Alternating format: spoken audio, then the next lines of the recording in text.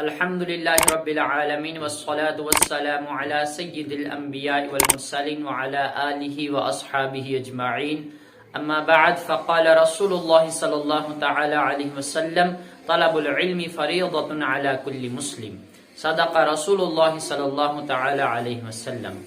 معزز مکرم سامعین و ناظرین، السلام علیکم ورحمۃ اللہ وبرکاتہ۔ امید ہے آپ تمام خیر و عافیت سے ہوں گے۔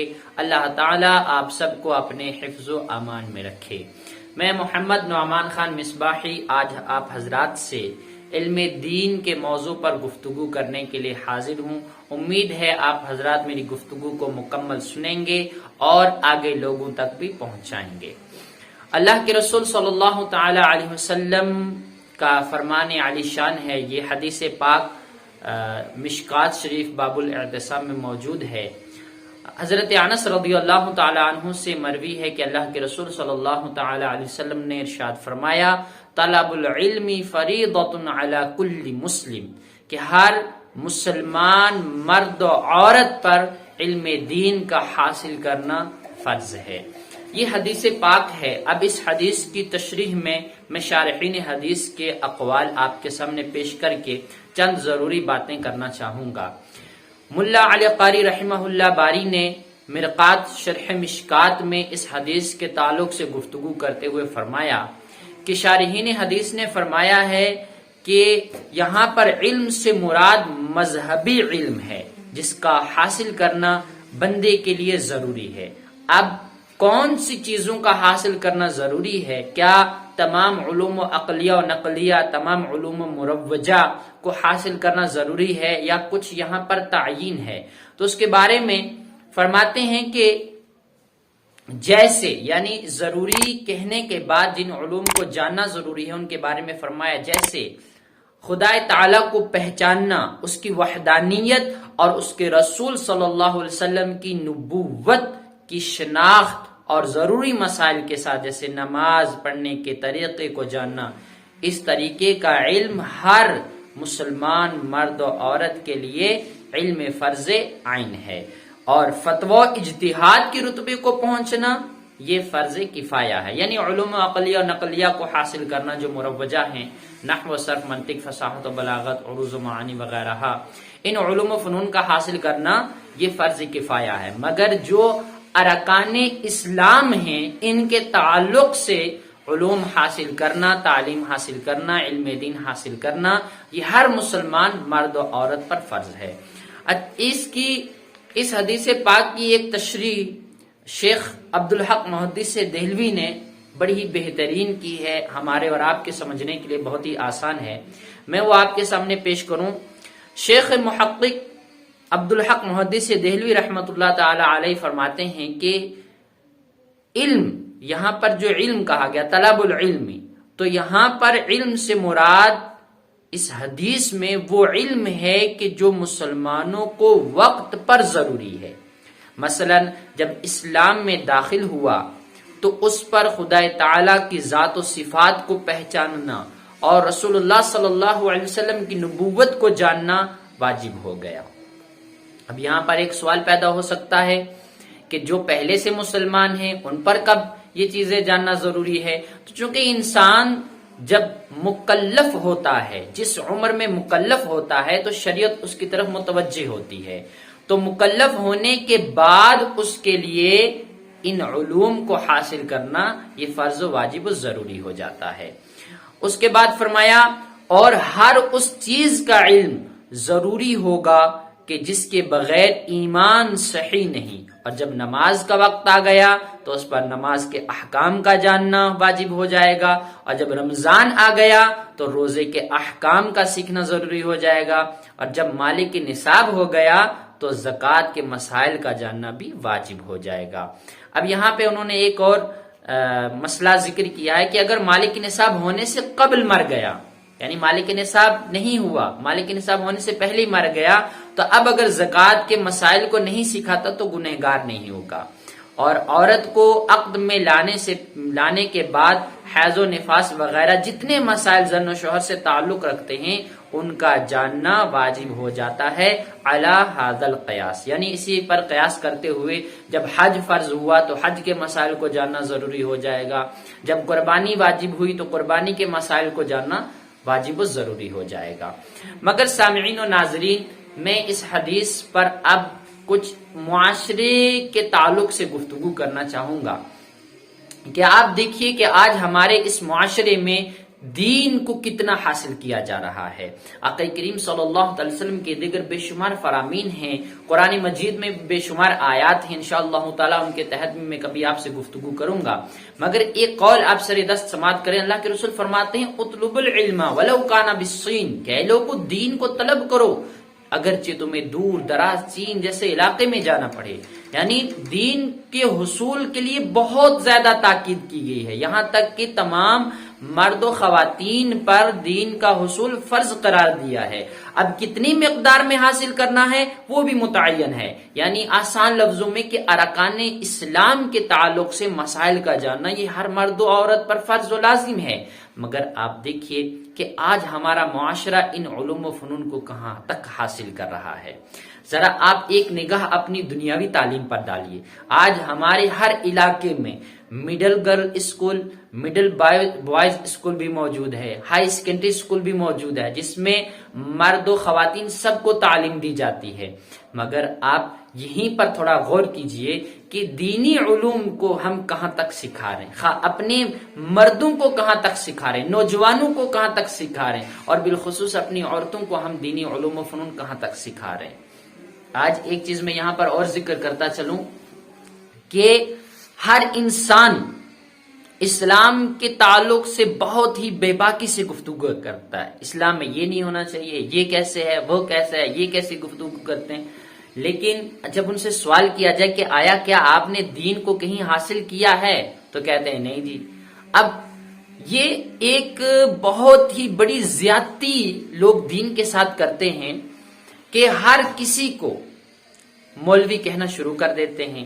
ہمارے ایک معاشرے کی یہ بھی ایک کڑوی حقیقت ہے، لوگ دین پر چلنے سے بچتے ہیں، دور ہوتے ہیں، کیونکہ جب وہ دین پر چلنا شروع کرتے ہیں تو لوگ ان کو تانے سے، مولوی تانے کے طور پر کہتے ہیں۔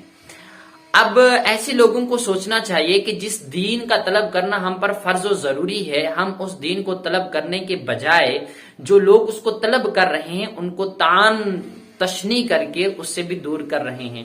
آج لوگ داڑھی رکھنا جیسے شروع کرتے ہیں تو لوگ اس کو مولوی کا تانا دے دیتے ہیں، حالانکہ مولویت ایک باضابطہ 4-5 سال کا کورس ہے، مکمل کچھ سال ہم کو دے کر کے مولویت حاصل کرنی پڑتی ہے، لیکن ہر ایرے غیرے کو، یہاں تک کہ غیر مسلموں کو بھی داڑھی رکھنے کی وجہ سے مولوی کہہ دیا جاتا ہے، جبکہ وہیں پہ آپ دیکھیے اسکول میں 12ویں کلاس تک تعلیم حاصل کرنے والوں کو، چاہے وہ مرد ہو عورت ہو، کوئی ماسٹر نہیں کہتا۔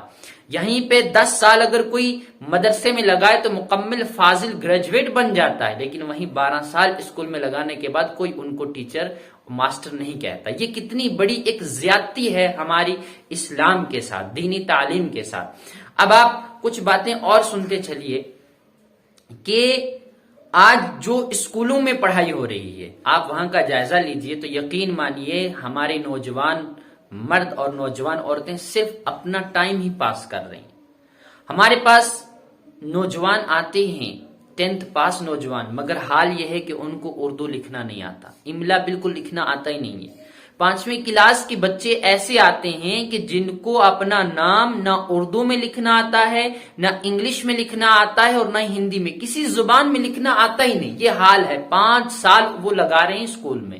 تو ہمارے اسکولوں کا جو نظام تعلیم ہے، میں اپنے ٹیچرز برادران کو، اپنے اس شعبے سے وابستہ حضرات سے ایک عرض کرنا چاہتا ہوں کہ اپنے اندر ہم کو ایک انقلاب لانا پڑے گا، اور اپنے نوجوانوں سے بھی میں یہاں کچھ باتیں کروں گا۔ دیکھیے آج ہمارے نوجوان کیا کر رہے ہیں، اپنی زندگی کو کہاں خرچ کر رہے ہیں۔ ہمارے نوجوان ہماری قوم کا اثاثہ ہیں، مگر آج ہمارے نوجوان اپنی زندگی کو بالکل لا یعنی کاموں میں خرچ کیے ہوئے ہیں۔ آپ دیکھیے آئے دن ہر جگہ کرکٹ کھیلتے ہوئے نظر آتے ہیں۔ میں کرکٹ کا مخالف نہیں ہوں، ٹھیک ہے آپ وقت نکال کر کے ورزش کی نیت سے کھیلیے، مگر اپنا سارا ٹائم آپ کرکٹ کو دے رہے ہیں، آپ قوم کا اثاثہ ہیں۔ آج دیکھیے ہمارے یہاں سڑکوں کا کیا حشر ہے، راستوں کا کیا حشر ہے، پانی کی کتنی قلت ہے۔ ہم اگر ان موضوع پر گفتگو کرنے پر آئیں تو لوگ کہیں گے مولوی سیاسی ہو گیا، حالانکہ یہ بھی ایک زیادتی ہے۔ جب ہم اسلام کو عالمگیر کہتے ہیں تو پھر کیا اسلام جاننے والوں کو ان معاملات پر گفتگو نہیں کرنی چاہیے؟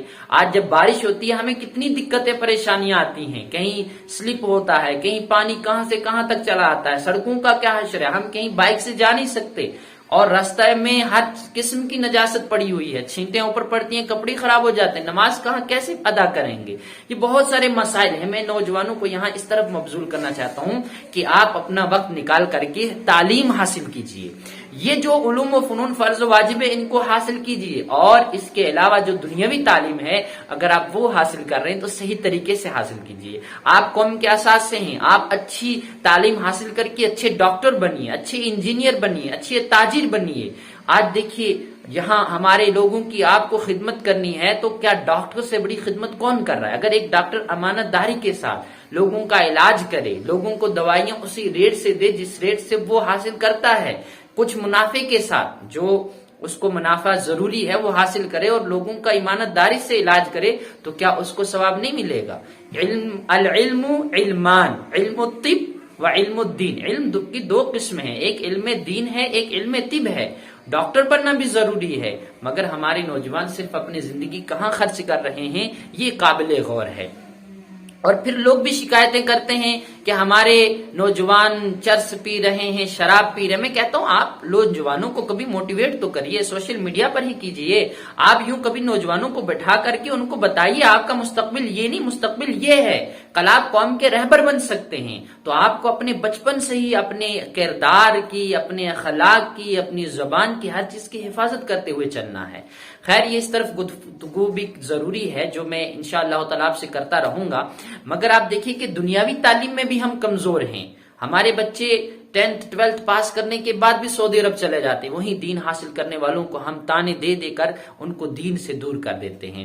اور ہم دیکھیں کہ ہمارے جموں کشمیر میں بالخصوص، باقی اسٹیٹس میں تو مدارس کثرت سے ہیں، مگر ہمارے جموں کشمیر میں مدارس کا کیا حال ہے؟ کتنے مدارس ہیں جہاں بخاری شریف تک تعلیم دی جاتی ہو، کتنے مدارس ہیں جہاں تمام علوم عقلیہ نقلیہ باضابطہ پڑھائے جاتے ہوں۔ آج دیکھیے مساجد بہت بڑی بڑی ہیں، لیکن مساجد میں جو نمازی آئیں گے ان کو نماز کے لیے تمام مسائل کا جاننا ضروری ہے۔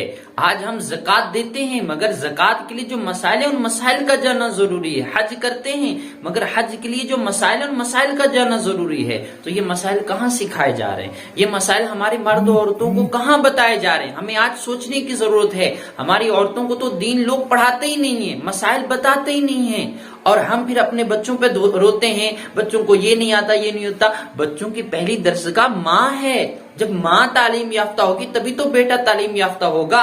آج لوگ knowledge is light, knowledge is life کا نعرہ تو لگا رہے ہیں، لیکن وہ نالج، وہ علم حاصل کہاں کر رہے ہیں؟ ہمیں اس طرف توجہ دینی ہے۔ تو میں یہاں اپنے تمام ناظرین سے گزارش کرنا چاہتا ہوں کہ ہمیں دینی تعلیم بھی حاصل کرنی ہے اور دنیاوی تعلیم بھی حاصل کرنی ہے، مگر جو دنیاوی تعلیم حاصل کرنے میں ہمارے بچے غفلت کر رہے ہیں، ہماری بچیاں غفلت کر رہی ہیں، خود ہم بھی اسکول میں پڑھے ہوئے ہیں، تو ہمیں اس غفلت سے جاگنا پڑے گا۔ ہمیں اپنی مسجدوں، مدارس میں، اسکولوں، کالجوں، یونیورسٹی میں ایک نیا انقلاب لانا پڑے گا کہ ہر بندہ دینی تعلیم سے اور دنیاوی تعلیم سے آراستہ ہو، تاکہ معاشرہ ترقی پر آئے اور لوگ خوشحالی سے اپنی زندگی بسر کریں۔ اللہ تعالی ہم اور آپ کو دینی و دنیاوی تمام علوم و فنون کو حاصل کرنے کی توفیق عطا فرمائے۔ وما علینا الا البلاغ۔ السلام۔